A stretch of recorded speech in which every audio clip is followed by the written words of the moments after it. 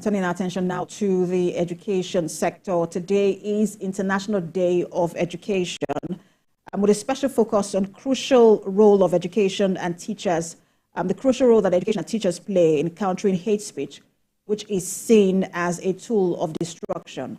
Now, according to UNESCO, learning for peace must be transformative and help empower learners with the necessary knowledge, values, attitudes, and behaviors to become agents of peace in their communities.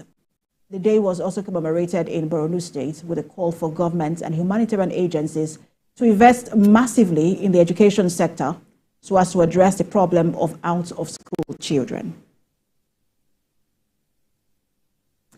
And joining me to discuss the significance of the day is UNICEF Chief of Field Office in Borno State, Funwin. She joins me from Maiduguri. It's good to have you join us. It's good to have you interested in this very important day today. Thank you. So let's talk about the, let's begin with the theme, learning for peace. And this was chosen because of the conflict around the world, whether it's conflict or war, or the humanitarian crisis and the climate change crisis as well. One wonders what role education plays in bringing peace to all of this situation. Thank you very much, and again, happy International Day of Education. The theme this year is learning for lasting peace, and education plays a huge role in that it is a driver of peace. Education is something that is invaluable to every girl and boy, and particularly in the Northeast, due to the conflict that's been happening here in the last 14 years. Teachers have a key role in this, in imparting education, but also skills for conflict resolution, for tolerance, and being collaborative and cooperative with each other. And so I think teacher has a huge role in imparting this type of education, and peace has a big role in education for children to learn to be tolerant, to be peaceful, to be accepting, and to also have resolutions for conflicts in ways that are more communicative than anything else. And you live in northern Nigeria. You've seen what's going on there. There's security crisis around the country, but especially in northern Nigeria.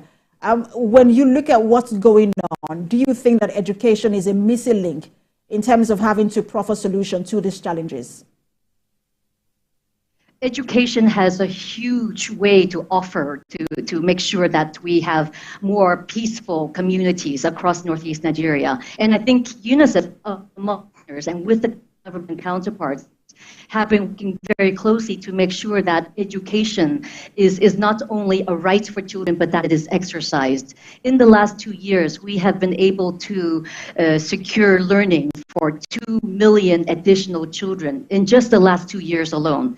And I think that has really bring up a great opportunity for lasting peace throughout Northeast Nigeria. So we need to start with the younger generation, and as they grow up, with education, with last education that will them primary to junior to full cycle of education and to move forward. It's going to really help education, building that and strengthening sustainable peace in the Northeast. But the key to it is to make sure that not only is education provided, but that it has to be provided for a long period of time for that to be a lasting solution. Mm. And one of the strategies the federal government had employed here in terms of getting out-of-school children back into the class was the school feeding program, and that has now been suspended because of the challenges and corruption allegations around that. But how do you suggest, with the number of out-of-school children we have in the country, that government can do to begin to get these children back to class if we're going to have lasting peace in the country? Yes, I think lasting and sustainability of education is not only the role of the government. Of course, the government has a huge role to play as the but community, families, teachers, and the children themselves also have a big role to play.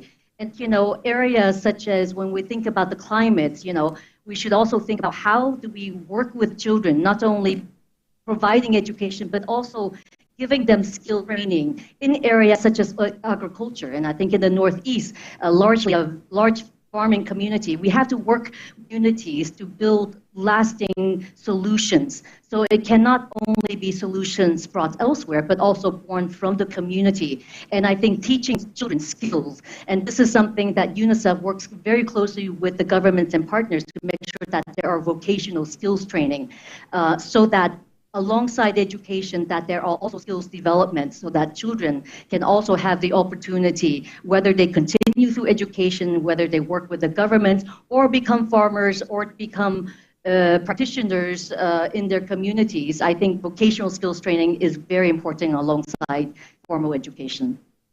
And Chief of Field Office, UNICEF Maiduguri, Fonwayne, thank you so much for talking to us. Always a pleasure.